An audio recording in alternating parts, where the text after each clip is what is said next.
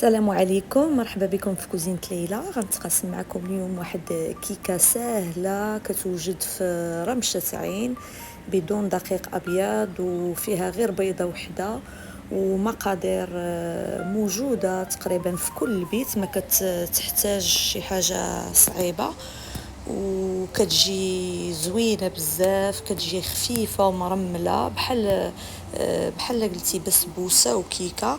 غنحتاج نص كاس ديال الحليب، نص كاس ديال الزيت الفاني، واحد يوغور بنكهه الفاني اولا الحامض. انا كان عندي هنا الحامض، من الاحسن ديروا الفاني. طريقه ديال الملحه، بيضه كبيره تكون بحراره المطبخ، نص كاس ديال السكر بني اولا سكر ابيض حسب الذوق. اللي بغى يدير العسل يدير فيها العسل، اللي ما كيبغيش كاع السكر نهائيا يدير العسل. هنا واحد تفاحه صغيره حكيتها بالقشره ديالها، وجوج كيسان ديال السميد الرقيق جدا اولا الفينو. صافي غنخلطو مزيان وغنزيد الخميره، واحد جوج معالق صغار، تقريبا ما يعادل 15 غرام ديال الخميره اولا 16 غرام، جوج هادوك الخنيشات ديال 8 غرام الوحده. صافي غنخلط مزيان، ساهله وخلاص كطيب.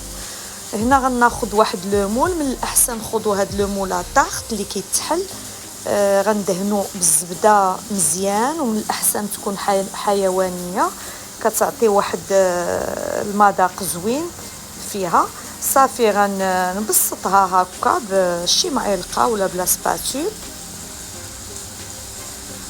والفران راه درتو كيسخن، هذه كنسخن ليها الفران من قبل.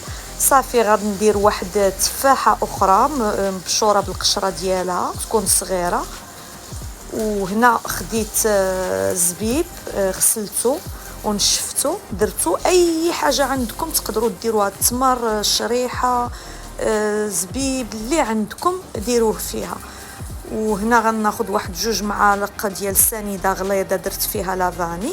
وهنا غندير شويه لي زامون دي فيلي، تقدروا ديروا الكركاع، اللوز، كاوكاو، لي بيبي دو شوكولا، لو شوا اي فاست اللي بغيتو ديروه. هنا غنرش بهذاك السكر صافي، وكتدخل مباشره للفرن حتى كتحمر لينا مزيان وكطيب.